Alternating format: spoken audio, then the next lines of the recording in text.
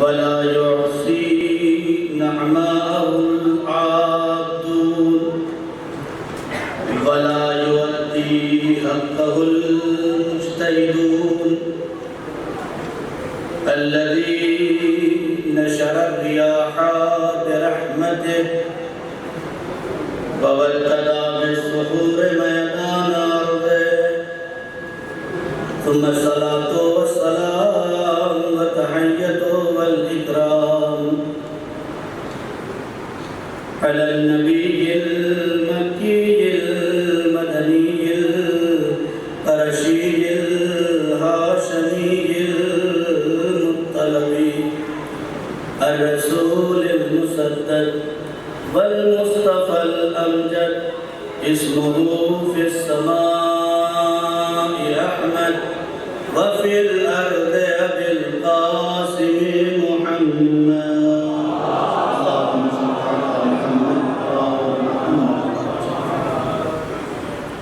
وآله الطيبين الطاهرين المعصومين المظلومين الذين أذهب الله عنهم الرجس وطهرهم تطهيرا.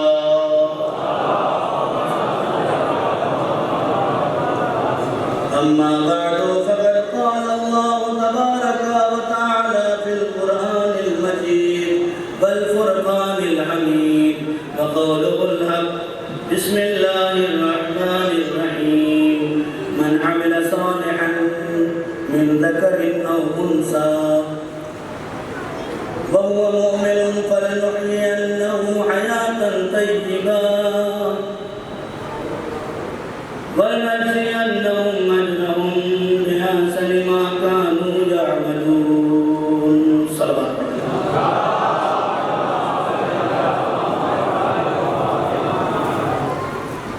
مولوی کرام اور بزرگان قوم ملت دوستان عزیز، اس سے پہلے کہ گفتگو کا آغاز کیا جائے،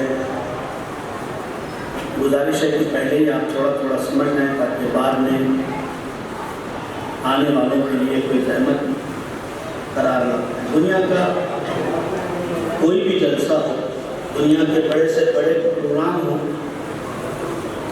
دنیا سے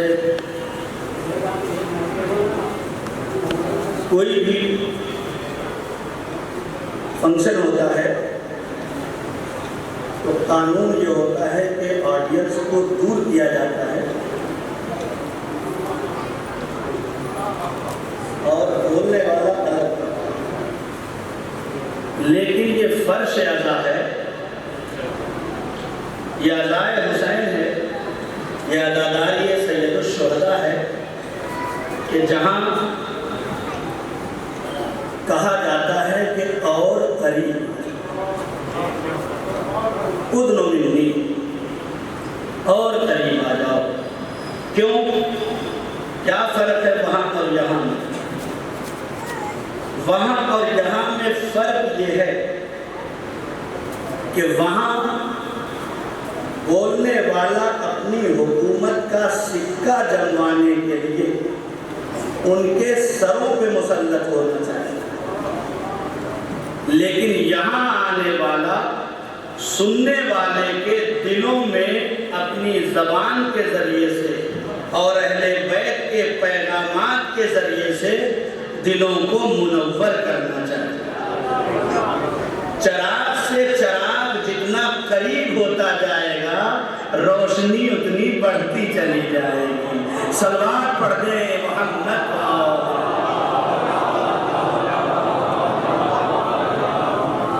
انشاءاللہ گفتگو 10 دنوں تک آپ کی خدمت میں ہوگی۔ اس اشرے کا عنوان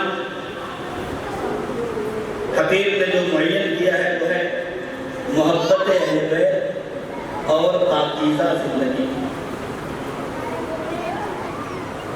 الحمدللہ کافی عرصے سے یہ جو میرے سامنے چند بچے تھے آج جوان ہو گئے، اور جنہوں نے مجھے بلایا تھا آج اس صحیفے کی تحریر پہ قدم رکھے ہوئے ہیں، اور بہت سے ایسے ہیں جو بہت محبت کرنے والے سب سے پہلے دعا ہے پروردگار ان کی مغفرت فرما، تو ہمارے درمیان سے حسینی چلے گئے، اور ساتھ ساتھ یہ دعا ہے میرے معبود ہم تجھ سے اور کچھ نہیں مانگتے، بس چونکہ ان کے دلوں میں حسین کی محبت تھی اس لیے ان کی روحوں کو اتنی اجازت دے دینا تاکہ وہ تیرے حسین کی مجلسوں میں شریک ہو سکے۔ آج آپ دوسروں کے لیے دعا کریں، کل ہمیں بھی وہیں جانا ہے، لہذا یہ فرش ادا ہے، یہ فرش ادا حسین ہے۔ مجلس کا عنوان چند برسوں سے چلا آ رہا تھا، اتحاد بین المسلمین ہو چکا، اسلام اور مذہب اور کردار ہو چکا، ہماری زندگی کے معیارات ہو چکے، اہل بیت کی محبت کیا ہے یہ آپ سمجھ چکے۔ اب مرحلہ یہاں تک پہنچ چکا اس لیے کہ فکریں بالغہ ہو گئی، جوانوں کی فکروں میں بالغی آ چکی ہے، اور یہ جوان اب کچھ کرنا چاہتے ہیں تو کیا کریں؟ کرنے کے لیے یہ ہے کہ جب محبت اہل بیت تم سمجھ چکے ہو تو اپنی زندگی کو پاکیزہ بنا لو۔ اب مرحلہ اس اسٹیج پہ چلا آیا کہ سلمان فارس سے چل کر مدینے آتے ہیں، اور مدینے کی گلیوں میں ٹہلتے ہوئے ادھر ادھر جا رہے ہوتے ہیں، کچھ لوگ مسجد پہ بیٹھے ہوئے جناب سلمان کو دیکھتے ہیں، اور سلمان کہتے ہیں مجھے نبی کے گھر کا راستہ بتا دو، تو وہ کہتے ہیں اس بوڑھے کو کیا ہو گیا، کس لیے نبی کا راستہ پوچھ رہا ہے؟ کہا میں فارس سے اپنی زندگی کو پاکیزہ بنانے کے لیے آیا ہوں۔ اللہ اکبر، میں فارس سے چل کر اپنی زندگی کو، بوڑھا انسان چلنے کی طاقت نہیں ہے، طاقت نہیں ہے، اس کے باوجود بھی آ کے مسجد پہ بیٹھے ہوئے لوگوں سے کہتا ہے کہ میں فارس سے چل کر مکے آیا ہوں تاکہ اپنی زندگی کو پاکیزہ بنا سکوں، پاکیزہ بنا سکوں۔ بیٹھے ہوئے لوگوں نے مذاق اڑایا، مسجد کے بیٹھے ہوئے لوگوں نے نبی کے گھر کا راستہ نہیں بتایا جناب سلمان کو۔ تاریخوں میں ملتا ہے کہ ہنستے رہے، مذاق اڑاتے رہے، بوڑھا انسان مسکرا کے ان کی طرف دیکھتا ہے، بس ایک جملہ کہتا ہے تمہیں شرم آنی چاہیے، جو فارس سے مکے آ سکتا ہے، تمہیں شرم آنی چاہیے، ارے جو فارس سے مکے آ سکتا ہے وہ مکے میں آنے کے بعد پاکیزہ دروازے کو تلاش نہیں کر سکتا۔ بہت رک رک کے اور بنیادیں ڈالتے ہوئے آگے بڑھنا ہے، 10 دن اسی سلسلے میں گفتگو ہوگی کہ اس کا مطلب سلمان نے ہمیں پیغام دے دیا۔ نقطہ بہت ہے، یہاں پہ میں سب چھوڑتے ہوئے آگے بڑھا۔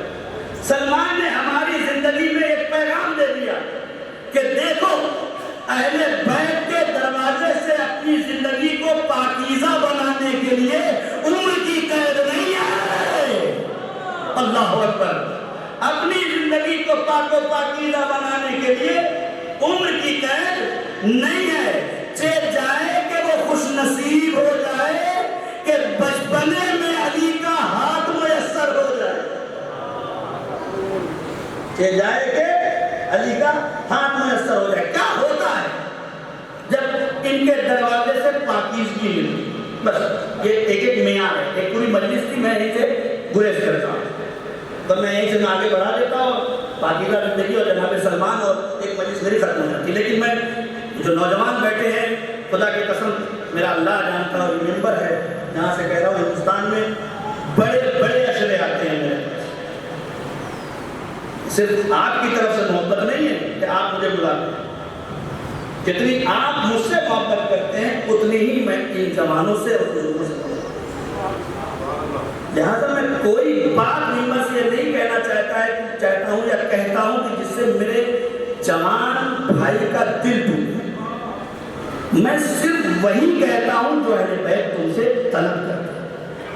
خدا کی قسم اگر میری کوئی بات دل پہ لگتی ہے تو یہ مت سوچو کہ مولانا نے مجھے کہہ دیا، نہیں، صرف اس لیے کہتا ہوں کہ تم اہل بیت کی نگاہ میں ان کے سچے عزادار ہو، تم اپنے آپ کو اتنا پاکیزہ بنا لو کہ تمہیں نہ کہنا پڑے کہ ہم حسین کے عزادار ہیں۔ یہ کمال نہیں ہے کہ ہم کہیں کہ ہم حسین کے عزادار ہیں، کمال تو یہ ہے سیدہ کہہ دے کہ یہ میرا عزادار ہے، حسین کہہ دے کہ یہ میرا عزادار ہے۔ کیا ہوتا ہے جب زندگی پاکیزہ ہو جاتی ہے؟ بھائی زندگی پاکیزہ ہو جاتی ہے پھر کیا ہوتا ہے؟ سلمان آ گئے، ابو ذر آ گئے، مقداد آ گئے، تمار آ گئے، حبیب آ گئے، یہ سب علی کے زمانے میں ایک جگہ جمع ہو گئے. خدا نے جو سب سے صحیح، بہت توجہ کے ساتھ یہ پوری تاریخ کا نچوڑ جملہ دے رہا ہوں آپ کو، آدم سے لے کر علی تک کائنات میں جتنے ذہین ترین افراد تھے اللہ نے وہ سب علی کے حوالے کر دیا. اب یہ سوچتے جائیے گا، رات بھر محسوس کرتے جائیے گا، جتنے ذہین فکریں تھی، عقلیں جتنی کمال پہ تھی. اسی لیے کہا جاتا ہے کہ جب آخری امام کا وجود ہوگا اور ظہور ہوگا، سوال پڑھے محمد وال محمد، جب آخری امام کا ہمارے ظہور ہوگا تو کیا کریں گے؟ سب سے پہلے امام سروں پہ ہاتھ پھیریں گے تاکہ دنیا سے بے عقلی ختم ہو جائے. توجہ کریں، بے عقلی یہ جو ہمارے گھروں میں اختلاف ہوتا ہے، لڑائی جھگڑا فساد سب کچھ ہوتا ہے، یہ کم عقلی کی بنیاد ہے. وہ نہ پڑھیں گے میں نہیں پڑھوں گا، وہ پڑھیں گے میں نہیں پڑھوں گا، وہ مجلس میں آئیں گے میں نہیں ہوں گا، ان کی مجلس میری مجلس، ان کا حصہ میرا حصہ، ان کا تبرک میرا تبرک. یہ ہماری کج فکری اور کم عقلی کا نتیجہ ہے. ورنہ اگر ہماری عقل حسین سے مل گئی ہوتی، اگر ہماری فکر حسین مظلوم سے مل گئی ہوتی، تو خدا کی قسم جس طرح سے کائنات میں حسین کا لال اکبر ہوتے ہوئے کربلا میں کہتا ہے حبیب پہلے تم، جان پہلے تم. کیوں؟ اس لیے کہ زندگیاں پاکیزہ، عقلیں کمال پہ تھی. ایسے ہی امام حسین علیہ السلام نے کہہ دیا، اے نانا جیسے اصحاب مجھے ملے ایسے کسی کو نہیں. میرے پاس وقت نہیں ہے. اصحاب امام حسین علیہ السلام کی صفات اصحاب امام زمانہ علیہ السلام سے باقاعدہ ملتے ہیں. یہ جو تربیتی اصول آپ کی خدمت میں پیش کیے جاتے ہیں، یہ اس لیے نہیں، میں چاہتا تو میں اسے پڑھ کے چلا جاتا، لیکن چونکہ جو اصحاب حسین تھے انہیں دیکھتے جاؤ اور اصحاب امام زمانہ کو تیار کرتے چلے جاؤ. 1400 سال ہو گئے، 1400 سال ہو گئے. میں نے کہا تھا جب زندگیاں پاکیزہ ہوتی ہیں تو کیا ہوتا ہے؟ سنیے، سب جمع ہو گئے، حبیب بھی، ابو ذر بھی، عیسی بن تمار بھی. ایک شخص ہے ناقل ہے، وہ کہتا ہے کہ میں مدینے کی گلیوں میں کھڑا ہوا تھا، یا بروایت کوفے کی گلیوں میں نے دیکھا کہ حبیب اور میثم یہ دونوں آپس میں باتیں کرتے ہوئے آ رہے ہیں. میں نے کان لگائے تو حبیب میثم سے کہہ، زندگیاں پاکیزہ ہوتی ہیں تو کیا ہوتا ہے؟ اللہ ہوتا ہے. حبیب میثم سے کہہ رہے تھے، میثم یہ جو دیکھ رہے ہیں پیڑ، یہاں تمہیں سولی دی جائے گی. حبیب میثم سے کہتے ہیں، میثم یہ جو پیڑ دیکھ رہے پیڑ، یہاں کل تمہیں سولی دی جائے گی. میثم کہتے ہیں حبیب وہ تو مجھے پتا ہے، یہ زندگیاں پاکیزہ ہوتی نہیں. جملہ بات کا سنیے، آپ کو سکتے گا.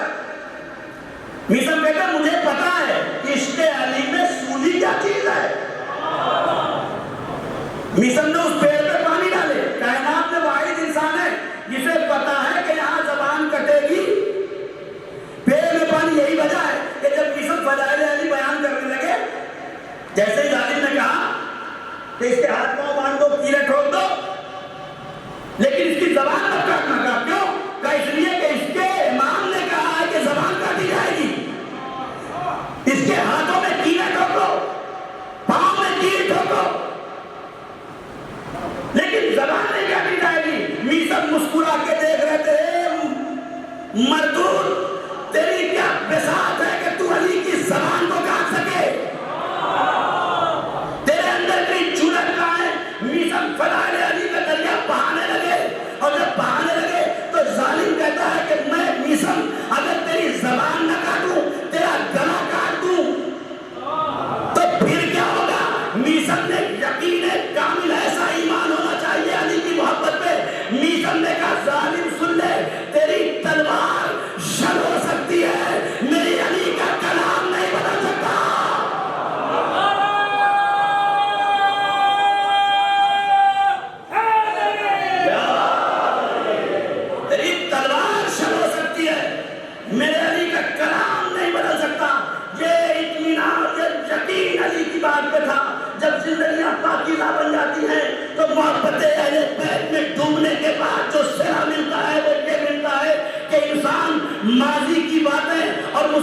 کی باتیں بتانے لگتا ہے.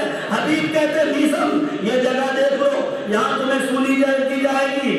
میثم مسکرا کے حبیب کو چہرے کو دیکھتے ہیں.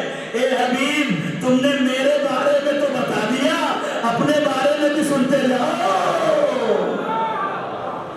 اے حبیب میرے بارے میں تو بتا دیا, اپنے بارے میں بھی سنتے جاؤ. حبیب تم کوفے میں بیٹھے رہو گے, وقت کا امام خط لکھے گا, تب تم کوفے سے کربلا پہنچو گے. یہ پاکیزہ زندگی ہوتی ہے. تو ادھر سے کمال, اب تو کربلا نہیں ہے, اب تو نہ حبیب ہے, نہ ابو ذر ہے, نہ میثم تمار ہے. اب کیا ہو؟ تو اب اہل بیت کی محبت کو اصل میں ہماری کل کی مجلس میں انشاءاللہ آگے ایک پیغام پڑھاؤں گا یہاں سے کہ ہماری مشکل کیا ہے. ابھی آج یہاں سے تھوڑا سا کوریج کروں, پہلا دن ہے اور یہ فرش غزہ پہ آنے والے بیٹھے ہوئے ہیں. 1400 سال ہو گئے, پوری کائنات کیوں آخر اس مجلسوں کی دشمن ہے؟ کیوں نہیں قربانی کی دشمن ہو جاتی؟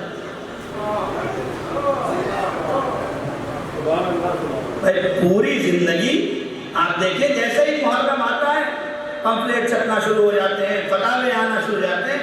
میں کہتا ہوں یہ اپنے اپنے مقدر کی بات ہے, ہم کسی کو کچھ نہیں کہتے. سب کو رسول اسلام کو جواب دینا ہے. جہاں جہاں میری آواز جا رہی ہے سن, ہم کسی کو کچھ کہنے کا اختیار نہیں رکھتے. اگر واقعاً اللہ کے رسول کو رسول مانتے ہو تو جسے رسول نے اپنا بیٹا کہا ہے اسے بھی اپنا مانو. یہ کائنات کا اصول ہے. اور میرے عزیزو 1400 سال سے خزانے برباد ہو گئے, حکومتیں مٹ گئیں, لیکن جیسے فرش عزا کل تھی ویسے ہی فرش عزا آج ہے. ساری دنیا پریشان ہے کہ اس فرش پہ بیٹھنے والے دنیا کے چپے چپے پہ چھاتے جا رہے ہیں. ایک جملہ غور سے سنیے گا, ساری دنیا پریشان ہے کہ اس فرش پہ, میں جملے بدل دوں, ساری دنیا پریشان ہے کہ زمین پہ بیٹھنے والی قوم آسمان دنیا پہ چھاتی جا رہی ہے. ارے کل تک خالی ایران تھا تو پریشان تھے, اب تو لبنان بھی اپنا ہو گیا, عراق بھی ہو گیا, سیریا ہونے والا ہے. اور انشاءاللہ وہ دن قریب ہے کہ جب مکے کے کعبے کی چھت پر آخری حسین کا عزادار عباس کا علم لیے ہوئے آواز دے رہا ہوگا, یا لسانات الحسین.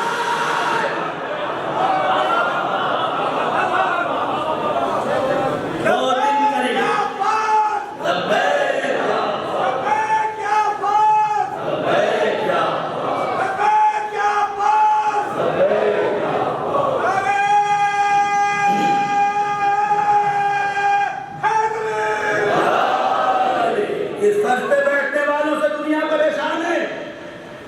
دیکھیے بڑی جسارت کے ساتھ یہ کہہ رہا ہوں, کبھی یہ مت سوچئے گا کہ یہ میں بچھا رہا ہوں,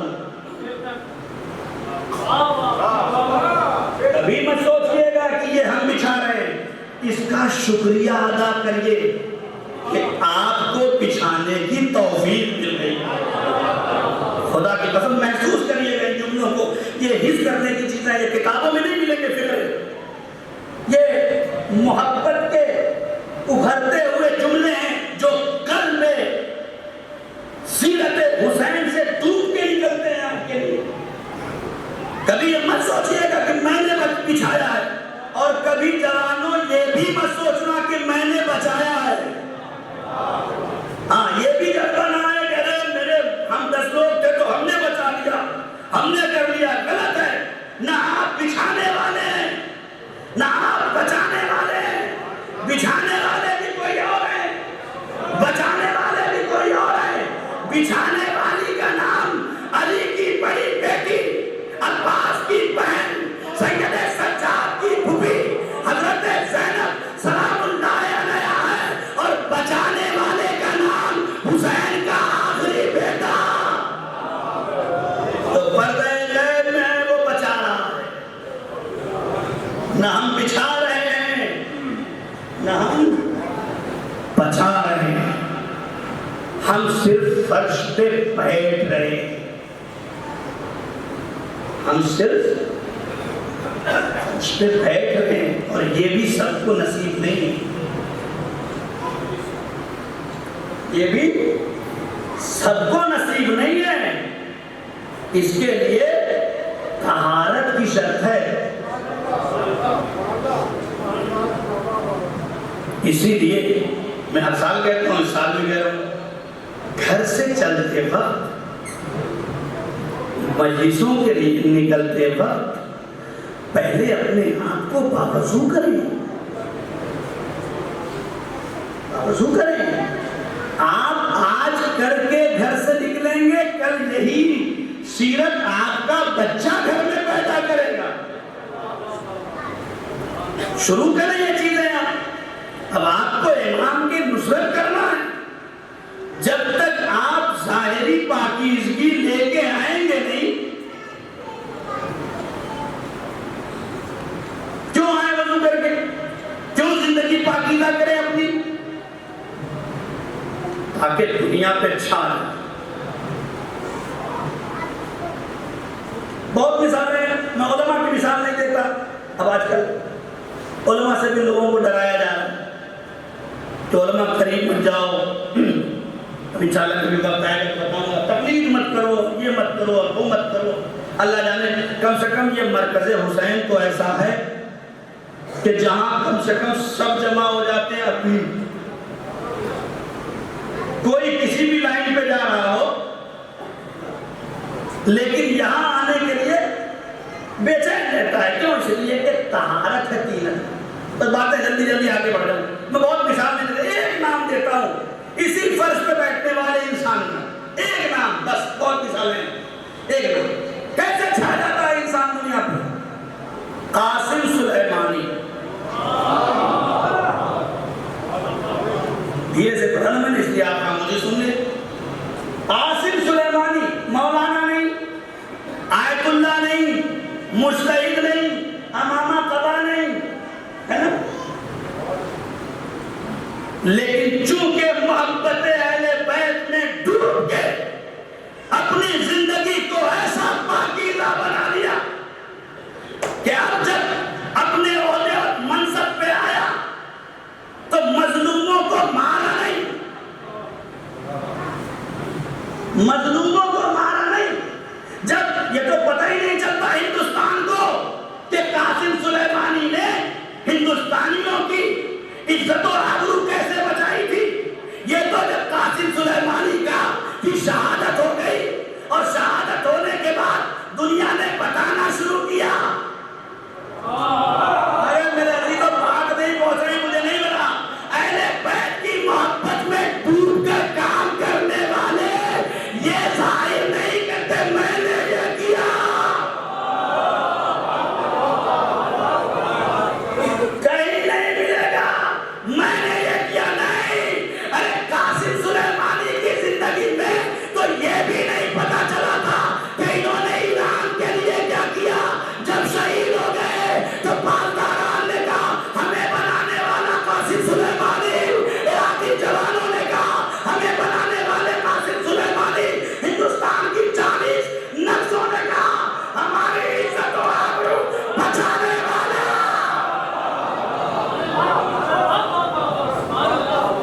قاسم سلیمانی۔ کیوں؟ کہاں سے یہ کردار پیدا ہو گیا؟ ایسی طرح سے، یہی عزاداری ہے، یہی محرم ہے۔ لوگ کہتے ہیں کہ کیا ضرورت ہے کہ 2 مہینہ 8 دن تک بیٹھ کے روئیں، کیا ضرورت ہے؟ یہ بھی فکریں چل رہی ہیں، کیا ضرورت ہے کہ دیکھیے رونا اور ہے، فریضے کی ادائیگی اور ہے. بہت توجہ، رونا اور ہے، فریضے کی ادائیگی اور ہے. میرے نوجوانوں یہ بات اپنے آپ تعویذ بنا کے گلے میں ڈال لو. امام حسین کے نام پر بچوں کو بھوکا رکھ کے مجلس کرنا ثواب نہیں ہے. نہیں، امام حسین کے نام پر اپنا سب کچھ چھوڑ دینا یہ ثواب نہیں ہے. کمال یہ ہے کہ وہ بھی نہ چھوٹے، یہ بھی نہ چھوٹے. مولانا کوئی مثال ہے کہ 40 سال تک میرا چوتھا امام، اس سے بڑا کوئی گریہ کرنے والا ہے، اس سے بڑا کوئی غم منانے والا ہے. کربلا کے بعد میرے چوتھے امام نے تجارت بھی کی، کچھ پہ روٹیاں لے لے جا کے غریبوں میں، بیواؤں میں، یتیموں میں بانٹی بھی. نہ جانے کتنے خاندانوں کا سسٹم چلایا. کیا روئے نہیں؟ اور روتے ایسے تھے کہ دنیا آج بھی یاد کر رہے. تو فرض الگ ہے، حسین پہ گریہ الگ ہے. اب رہی بات دلیل دے دو مولانا کیوں یہ 2 مہینہ 8 دن روتے ہو، تو مجھ سے مت پوچھو کہ ہم حسین پہ 2 مہینہ 8 دن کیوں روتے ہیں. اگر تمہیں پوچھنا ہے تو سب سے پہلے کائنات کے رسول حضرت محمد مصطفیٰ صلی اللہ علیہ ان سے سوال کرو کہ میرے پیغمبر فاطمہ بنت اسد اور جناب ابو طالب کی رخصتی کے بعد، اس دنیا سے رخصت ہو جانے کے بعد، ان کی وفات کے بعد یہ پورے سال کو عام الحزن کیوں بنا دیا؟ کیوں بنا دیا؟ جب اسلام بچانے والے کو 1 سال تک رویا جا سکتا ہے،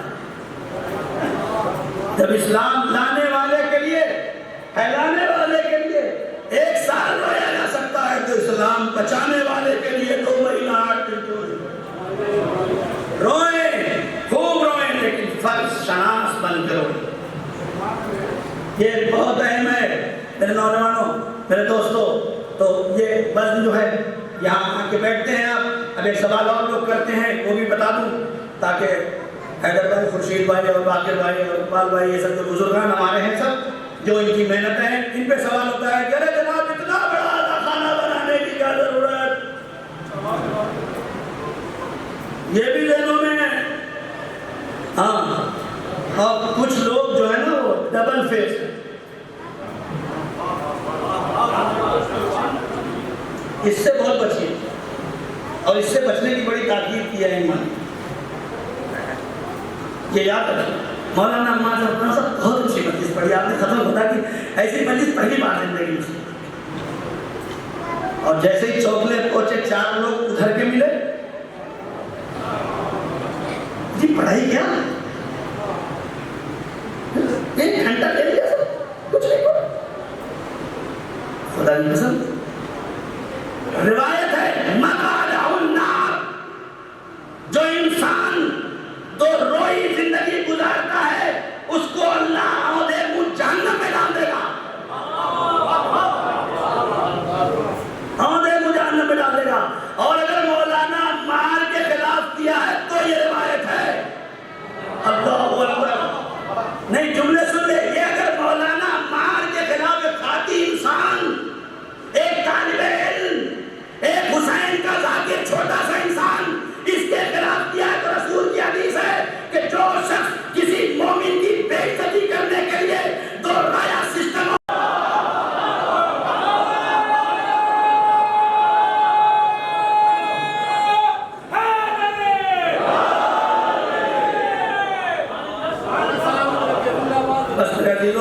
پہلے میں نے آپ سے کہا تھا کہ تھوڑا تھوڑا مجھ سے قریب آ جائیے. میں 500 کلومیٹر سے آپ کے قریب آنے آیا ہوں. آپ لوگ جتنا آ سکتے ہیں آ جائیں. بار بار اشارہ ہو رہا ہے کہ باہر جگہ بھر چکی ہے. آپ لوگ جتنی جگہ ہو جائے، جتنا قریب ہو سکتے ہیں وہ قریب ہو جائیں، جتنا ایک دوسرے سے مل سکتے ہیں مل جائیں. اس لیے کہ نماز میں روایت ہے کہ اگر شانے سے شانہ ملے تو اس کا ثواب بڑھ جاتا ہے. کیوں؟ اس لیے کہ مومن مومن سے منسلک ہو جاتا ہے، مومن مومن سے منسلک ہو جاتا ہے۔ لیکن مسجد میں جناب سیدہ نہیں آتی، مسجد میں سید سجاد نہیں آتے، مسجد میں باقی ائمہ نہیں آتے۔ میری ماں اور بہنوں، اگر اپنے اذا خانے میں آ کے بیٹھی ہو تو بڑے احتیاط سے بیٹھنا، اس لیے کہ آپ کے پہلو میں طہارت بانٹنے والی بیوی آتی ہے۔ اپنے گھروں سے چلیں تو ایسے محجبہ اور باحجاب نکل کے آئیں کہ آپ کو دروازے سے داخل ہوتے ہی حسین کی ماں کہے کہ اے میرے لال کی عزادار، تم ماں کے میرے حسین کی عزادار۔ اور میرے نوجوانوں، اور تم بھی آؤ تو سید سجاد روایت آپ سنتے رہتے ہیں، مجلسیں آپ سنتے ہیں، کہاں بیٹھتے ہیں؟ اپنا مرتبہ سمجھیے، اپنے اعمال کو کیوں کسی کی غیبت کر کے خراب کر رہے ہیں؟ حسین آپ کو کہیں پہنچانا چاہتے ہیں۔ جب آپ اپنے گھر کے شریف بنیں گے تب آپ معاشرے کے شریف کہلائیں گے۔ جب آپ اپنے گھر کے شریف بنیں گے تب جا کے آپ کا معاشرہ شریف بنے گا۔ لہذا ہر انسان کی ذمہ داری ہے۔ بہت جلدی جلدی باتیں کر دوں کہ مولانا اتنا خرچہ کرنے کی کیا ضرورت؟ خورشید بھائی سے بھی سوال ہوا ہوگا، حیدر بھائی سے بھی سوال ہوا ہوگا، اور بھی لوگوں سے مجھ سے کسی نے کہا نہیں، پہلے بتا دے رہا ہوں۔ ہاں یہ مت کہیے کہ ارے وہ تو کہا ہوگا کہ کہہ دیجیے، کہا نہیں منبر پہ بیٹھ کر میں بتا رہا ہوں آپ کو، سنیں کیا ضرورت ہے اتنا خرچ کر کے ادا خانہ بنانے کی؟ کیا ضرورت ہے کہ ان نوجوانوں کو اپنا وقت اس میں لگانے کی؟ کیا ضرورت ہے کہ بزرگ آ کے کھڑے ہو کے کرسی پہ بیٹھ کے دیکھیں کہ اب یہ بنا، اب یہ بنا، اب یہ ترقی ہوئی، اور کتنی خوشی مل رہی تھی کہ جب یہ ادا خانہ بن رہا تھا؟ میں کہوں گا اے میرے مولا حسین، کیا ضرورت ہے اتنا بڑا ادا خانہ بنائیں؟ ان سینکڑوں گھروں کے بیچ میں اتنا مہنگا، اتنا عالیشان، اتنا پیسہ لگا کے بنانے کی ضرورت کیا تھی؟ امام آواز دیں گے، اصل میں تم سمجھے ہی نہیں، ہم نے ہزاروں گھروں کے درمیان اپنا ایک گھر بنا کے اس بات کو طے کیا تاکہ تمہارے گھروں کا بیلنس باقی رہے۔ ارے ابھی تو بات نہیں پہنچی، نہیں بات نہیں پہنچی۔ ہم نے اتنا مہنگا اذا خانہ، تم اپنے گھر میں مجلس کر لو، کیا جنت نہیں ملے گی؟ بھائی ہم اپنے گھر میں مجلس پڑھ کے گریا کر لیں، کیا جنت نہیں ملے گی؟ جنت ملے گی یا نہیں ملے گی؟ ملے گی نا۔ یہ اپنے گھر میں پرسیادہ بچھائیں، وہ اپنے گھر میں بچھا لیں۔ اتنا مہنگا اذا خانہ، اتنے پیسے، اتنی دولت جمع کر کے حسین کے گھر کو اتنا لمبا اور چوڑا بنانے کی ضرورت کیا ہے؟ اہل بیت آواز دیں کہ تم سمجھے ہی نہیں۔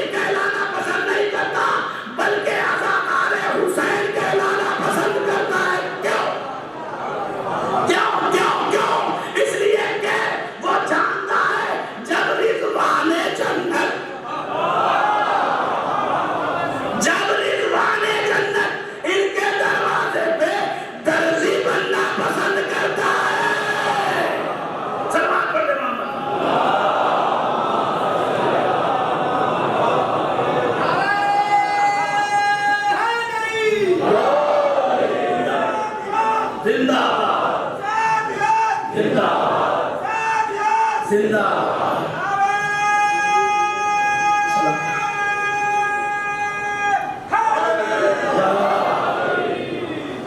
تمہارے گھروں کی تہذیبیں الگ، ہمارے گھروں کی تہذیبیں الگ، تمہارے گھروں میں نوکر الگ ہے، مالک الگ،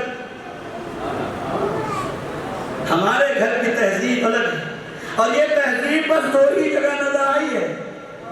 اتفاق ہے کہ زیدی فارم میں ملا ہوا ہے، نہیں توجہ کریں، اتفاق ہے کہ یہاں ملا ہوا ہے۔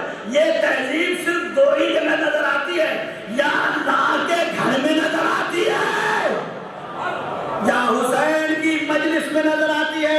مولا تہذیب کیا دینا چاہتے ہیں؟ یہ تو بیٹھتے ہی ہیں، انہیں بتانا کیا چاہتے ہیں کہ اتنا بڑا خانہ بنا کے اتنے لوگوں کو جمع کرنا، کیا یہی مقصد حسینی ہے؟ کیا یہی عزاداری کا فلسفہ؟ کا نہیں، ہم یہ چاہتے ہیں تم شانہ سے شانہ ملاؤ اور تم سوچو کہ میرے حسین کو یہ پسند ہے کہ عزادار سے قریب ہو جائے۔ بہت رک کے جملہ کہنا چاہتا ہوں، میرے حسین کو یہ پسند ہے، میرا حسین یہ دوست رکھتا ہے کہ عزادار سے شانہ ملائے۔ تو سوچو، جب میں اپنے گھر میں یہ پسند کرتا ہوں کہ تم شانہ سے شانہ ملا کے رہو، تو تم اپنے گھروں میں بھائی بھائی سے الگ کیوں، چچا چچا سے الگ کیوں، چچا بھتیجے سے الگ کیوں، بہن بھائی سے الگ کیوں؟ کیوں بھائی آخر ایسا کیوں ہے؟ وجہ یہ کہ ہم نے اپنے گھروں کی تہذیب مجلسوں میں تو لائی، مجلسوں کی تہذیب اپنے گھروں تک نہیں۔ جب مجلسوں کی تہذیب اپنے گھروں میں پھیلائے تو نتیجہ کیا ہوگا؟ غربت۔ نتیجہ کیا ہوگا؟ چہرہ اسلامی ہوگا، لباس اسلامی ہوگا، بدن اسلامی ہوگا، وجود اسلامی ہوگا۔ ہم ایسا مجلسوں کی تہذیب کو لے کے آگے بڑھیں گے، کوئی تصور نہیں کر سکتا۔ اتنا بڑا آزاد خانہ کیوں، اتنی دولت کیوں خرچ کی جا رہی ہے؟ کہ تمہارے گھر کی تہذیب الگ ہے، ہمارے گھر کی تہذیب الگ ہے۔ تمہاری تہذیب میں بہت توجہ، یہ آخری بات شاید ہو،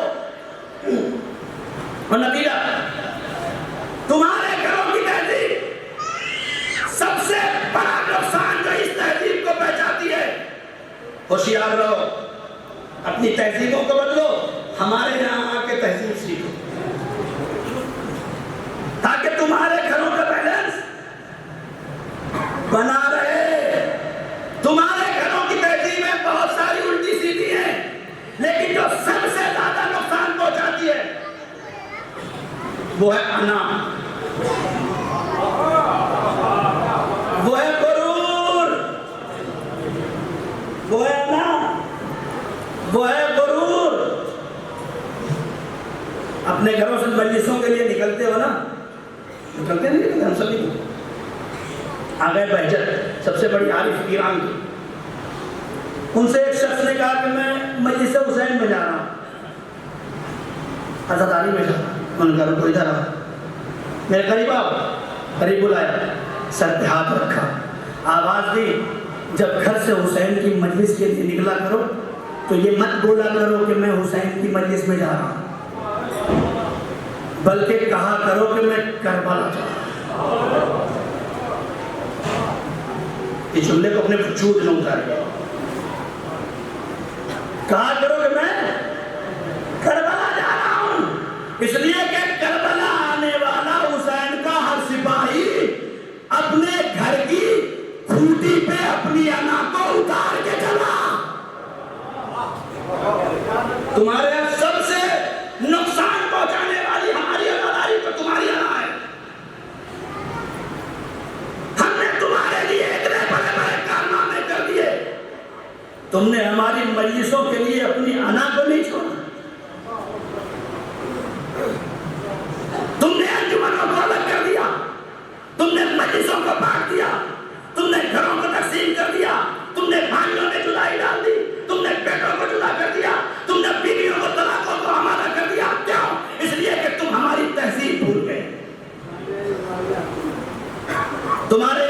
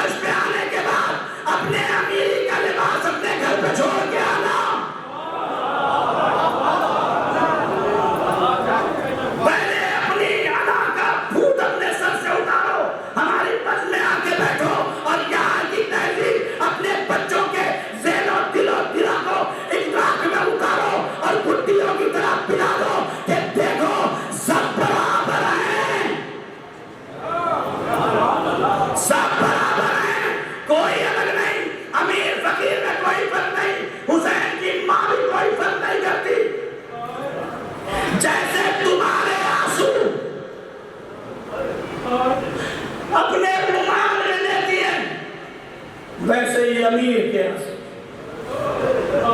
جیسے پیشنٹ کے آنسو اپنے ہاتھوں رومال میں لیتی ہیں، ویسے ہی ڈاکٹر کے آنسو۔ کوئی فرق نہیں اہل بیت کے نزدیک۔ کیوں فرق نہیں؟ کیا وجہ ہے؟ آخر ایسا کیوں ہے کہ ہم، اب یہ بھی نوجوانوں کو بتا دوں ذرا سا، دیکھیں کیوں فرق نہیں ہے اہل بیت کی نظر میں؟ ایک کمپنی کے مالک اور ایک ٹھیکہ دار، یہ ہماری نظروں کا قصور ہے، اہل بیت کی تعلیمات کا قصور نہیں۔ اگر انسان عقل کی اہمیت لگا کے دیکھے تو دونوں ایک کام کر رہے ہیں، وہ بھی اپنے بال بچوں کو پالنے کے لیے محنت کر رہا ہے اور یہ بھی اپنے بچوں کو پالنے کی کوشش کر رہا ہے۔ دونوں میں کوئی فرق نہیں ہے۔ فرق ہے تو کیا ہے؟ جتنا اپنی زندگی کو پاکیزہ بناتے چلے۔ اِنَّا اَكْرَمَكُمْ عِندَ اللَّهِ أَتْقَاكُمْ۔ اہل بیت کے نزدیک بڑا چھوٹا ہونا معیار نہیں، ڈاکٹر انجینئر ہونا معیار نہیں، اپنے وجود کو کتنا پاکیزہ خدا کی بارگاہ میں پیش کر رہے ہیں۔ عزاداری جذبات کا نام نہیں ہے، عزاداری عقل بندی کا نام ہے۔ کسی دن انشاءاللہ اس میں مجلس پڑھوں گا کہ ہمارے عزادار کا سینس اتنا مضبوط ہونا چاہیے، عقل، اس لیے کہ اگر عقلی نہیں ہے تو عزاداری نہیں بن سکتی، ممکن ہی نہیں۔ جب خدا اپنے مصلی پہ آنے کے لیے منع کر دیتا ہے، اگر کوئی عقل نہیں، پاگل ہے، عقل زائل ہے، تو خدا کہتے ہیں تم میرے مصلی پہ آنے کے قابل نہیں، تم سے نماز لو ثابت، جیسے چاہے ویسے زندگی گزارو۔ تو کیا حسین کی بارگاہ میں کوئی بے وقوف آ سکتا ہے؟ نہیں آ سکتا۔ آئیں اپنی عقلوں کو بلند کریں، جب عقلیں کامل ہوں گی سینس پیدا ہوگا، تب کہنے کی ضرورت نہیں پڑے گی بھائی صاحب چپل ریک میں رکھیے۔ میں نماز روزے کی بات نہیں کرتا، نماز روزہ تو جو واقعاً حسین کے تھوڑا سا بھی قریب آ گیا نا وہ خود ہی کرنے لگے گا، اس کو کہنے کی ضرورت نہیں۔ جو علی کو واقعاً ولی اللہ مانتا ہے،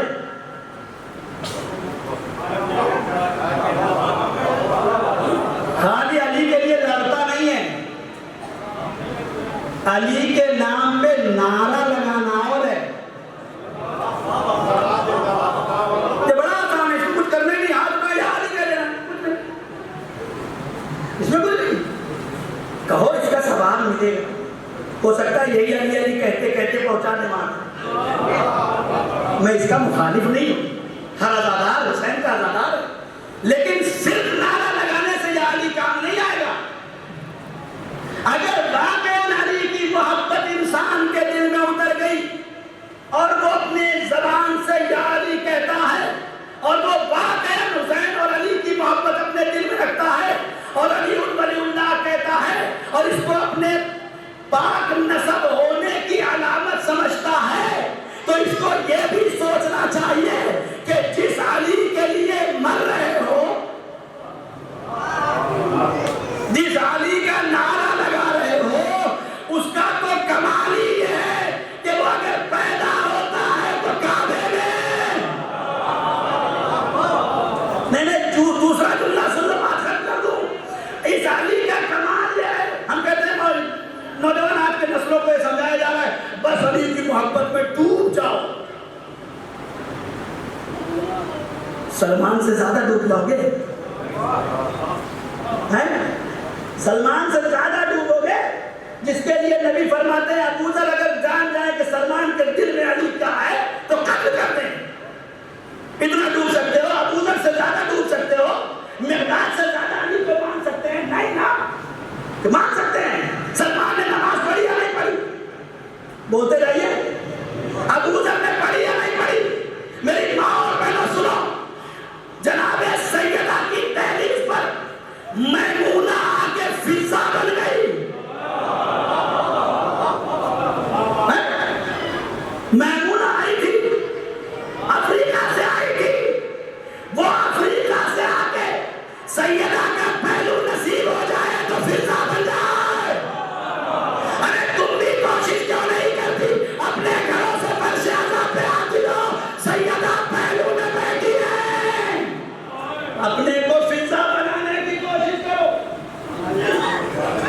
یہ معیار قائم کرو. تو یہ میں نہیں کہتا سینس بنائیں. یہ باتیں مجلسوں میں پڑھی نہیں جاتی. جب آپ کی عقل بڑھ جائے گی نا تو آپ صرف اپنوں کے بارے میں نہیں سوچیں گے. میں نہیں کہیں گے. ہم.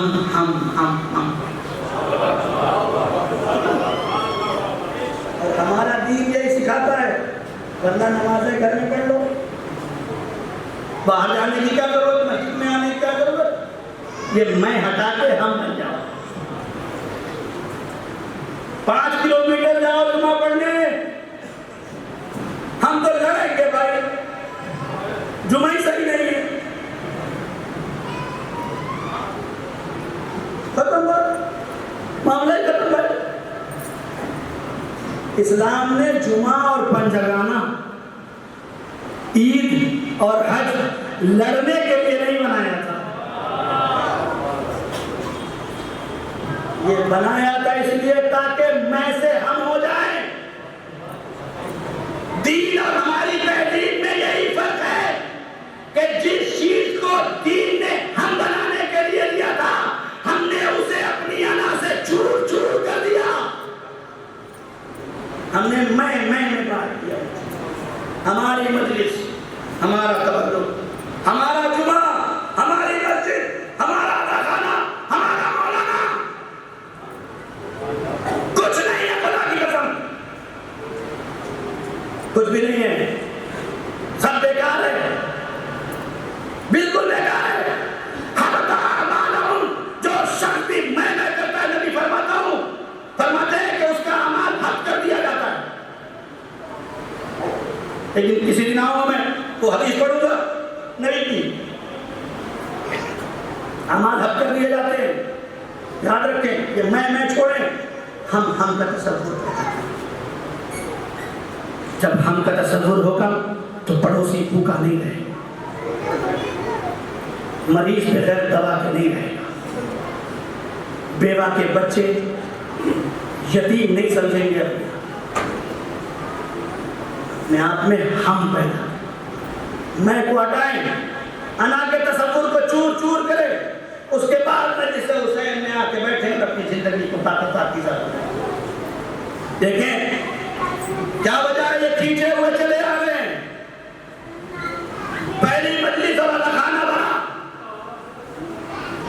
کیا ان کے پاس کام نہیں ہے؟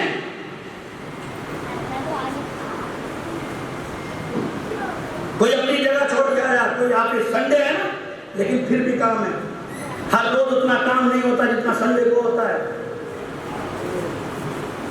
ہر روز تو اپنی آفس کے لیے 8 بجے نکل گئے, اب آئیں گے شام میں 5 بجے 6 بجے, لیکن سنڈے کو 8 سے لے کے 5 بجے تک شیڈول رہتا ہے ٹائٹ. 9 بجے ان کے یہاں, 10 بجے ان سے ملنا ہے, 11 بجے وہاں, 12 بجے وہاں, 1 بجے یہاں, جو کام اپنا سمجھنا رہتا ہے سب چھوڑ کے مولا کی بارگاہ میں.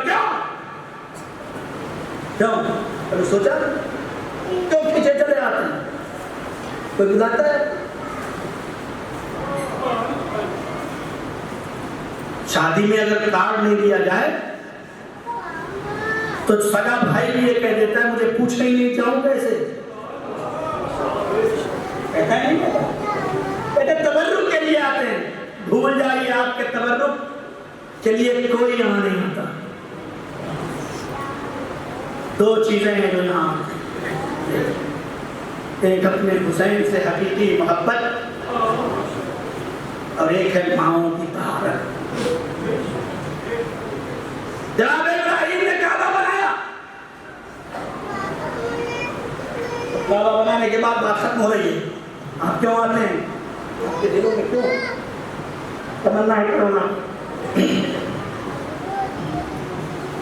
ہر انسان یہ دعا کرتا ہے کہ پروردگار زندگی میں مجھے ایک بار کم سے کم کربلا کی زیارت نصیب کرے. اور میرا وتیرہ یہ ہے کہ ہر سال عشرے میں ایک مجلس میں ذکر ضرور کرتا ہوں. کہیں جاؤ یا نہ جاؤ, گھومنے جاؤ یا نہ جاؤ, پیسے اکٹھا کر کے کربلا ایک بار ضرور جاؤ. کربلا جاؤ گے تو جنت میں جانے کے بعد اجنبیت کا احساس نہیں. اور یہ ہماری اس بات کی نصیبی ہے کہ راجو بھائی کربلا سے ایک پرچم بھی لائے ہیں، شاید یہی نسل گھر والا پرچم ہے، السلام علی من آمت الموت بلا عذر۔ یہ اس بات کا اعلان کرتا ہے پرچم کہ جس نے موت کو گلے لگا لیا اس لیے تاکہ دین باقی رہ جائے۔ اس پرچم کی آپ زیارت بھی کریے گا انشاءاللہ۔ کیوں کھینچ کھینچ کے آپ آ رہے؟ جناب ابراہیم نے کعبہ بنایا، جناب اسماعیل نے مدد کی، پھر کسی بھی وقت ہوا جناب ابراہیم اور اسماعیل کی بات چھڑوں گا، آج بات ختم ہو گئی، یہیں پہ رک رہا ہوں۔ جب کعبہ بن گیا، چٹیل میدان، جنگل،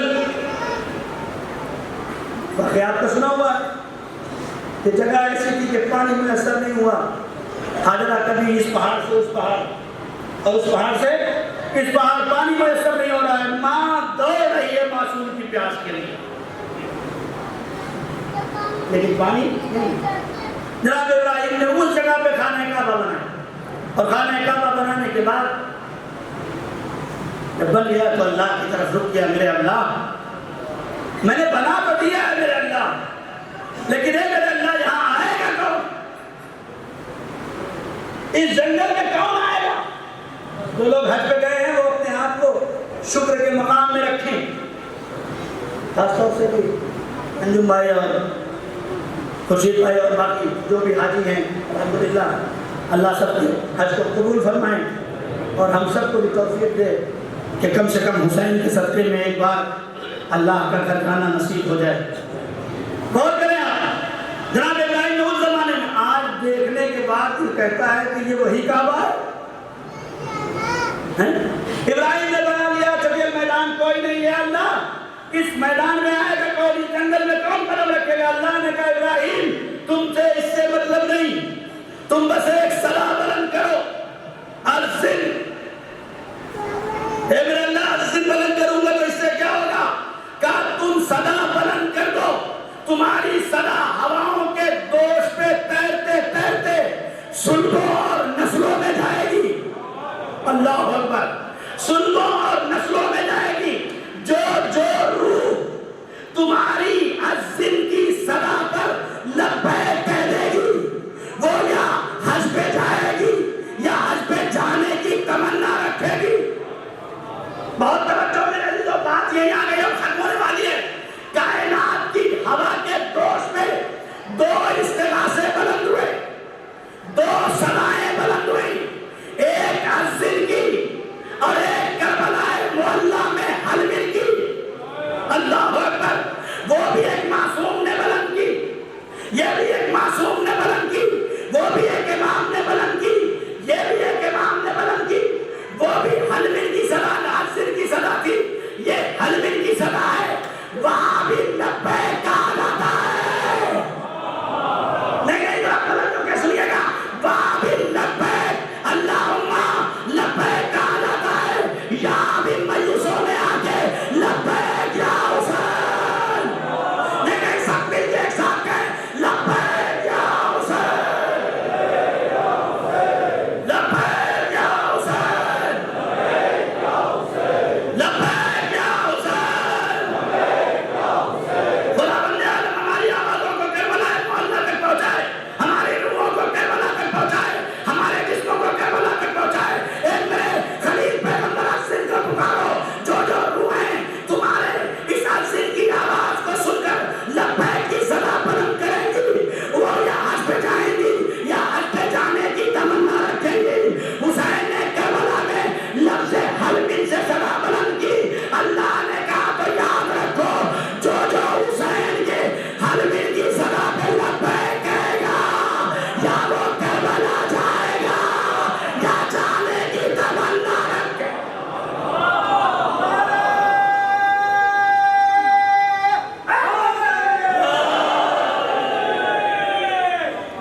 یا وہ کربلا جائے یا کربلا جانے کی تمنا رکھے۔ مولا ہم کربلا تو نہیں پہنچ سکتے، کیوں آپ کھینچ کے آتے ہیں؟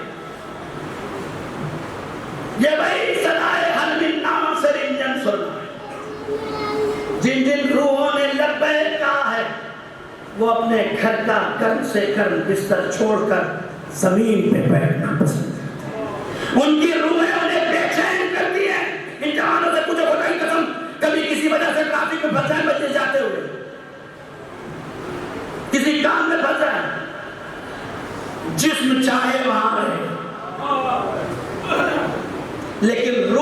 سے عذاب پہ بھاگ آتی اور دل کو بے چین کیے رہتی ہے. دلی میں رہنے والا محرم دلی میں نہیں کر سکتا ہے, میرٹھ کیوں بھاگ کے آتا ہے؟ کیوں؟ سوچئے, الگ الگ ملکوں سے بھاگے چلے آ رہے ہیں, وہاں مہمان بن کے عزاداری کریں, یہاں میزبان بن کے عزاداری.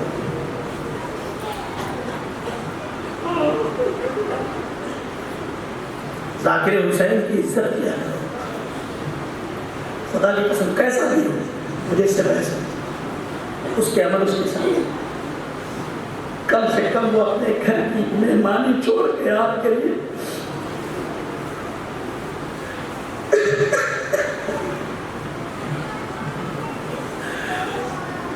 اپنے گھر کی عزاداری چھوڑ کے آپ کو اپنا تنظیم دیتا ہے. جس دن وہ بھی کا دل اتنا بے ہوتے گھر کی عزاداری کرے, لیکن چونکہ حسین کا نمکار ہے, حسین کے مقصد پہ چلانے والا ہے, ان عزادار کو محبت اہل بیت کے ذریعے سے پاکیزہ زندگی دینا ہے. یہ رسول کی سیرت ہے, یہ علی کی سیرت ہے, یہ فاطمہ کی سیرت ہے, یہ حسن و حسین کی سیرت ہے. اس کی بنیاد پہ اپنا وطن چھوڑ کر ایک مہمان بن کے آپ کے ساتھ عزاداری کرتا ہے. لہذا عزت کیا کرو, باہر بیٹھ کے کسی ذاکر کی بے عزتی مت کرو, خدا کی قسم مت کرو. نہیں, آپ کو کوئی بات اچھی نہیں لگتی, اس سے آ کے کہو یا ذاکر سے جا کے کہو, چھوپلے پہ کسی کی بے عزتی مت کرو. حسین کی ماں کو جواب دینا پڑے. آگے لے رہا کل چاند رات 5 منٹ کی مجلس ہوئی تھی, میں نے بولا جب چاند رات تھی تو زینب اور حسین کی ایک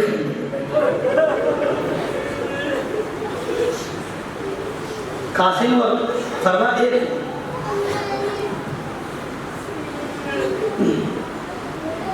کہاں سے پرسہ دوں اور کس کا پرسہ دوں. پہلا دن ہے بی بی,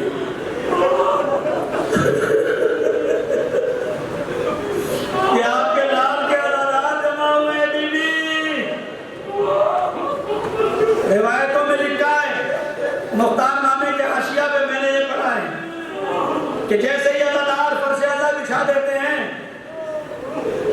تو جنت چھوڑ کے بی بی بے چین ہو کے پہلو شکستہ بی بی فرش عزا پہ آ کے بیٹھ جاتی ہے. بی بی کے آنے کے بعد شام سے ایک بی بی چلتی ہے اپنے سر پہ چادر اوڑھ کے, جسے علی کی بیٹی زینب کہتے ہیں,